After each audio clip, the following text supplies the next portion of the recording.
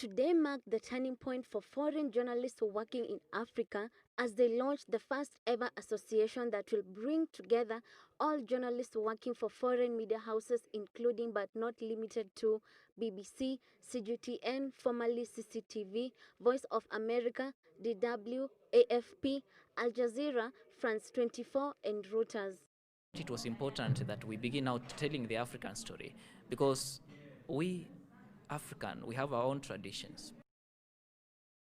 For the longest time, the portrayal and narration of African stories has been viewed in the negative light, with many of the stories being said to be too graphic, explicit, and disturbing, without projection of the good that saturates the African continent, a narrative that is about to change.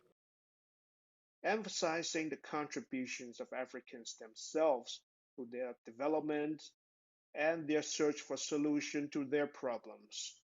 Several key issues highlighted during the launch include the safety and welfare of journalists, hits and misses, opportunities and potential challenges facing journalists covering Africa for foreign media, with the challenge of accreditation taking center stage. The foreign media that hire locals to cover the news from the ground, they do a better job because they get the local perspective and insight. The association, which draws membership of journalists from East, West, and South Africa, is guided by the firm belief in credible and impartial journalism that deeply affects the voices, desires, and aspirations of all foreign journalists covering Africa from the diaspora. This is a youthful continent, and this is a group of people driving the agenda for the future of the continent.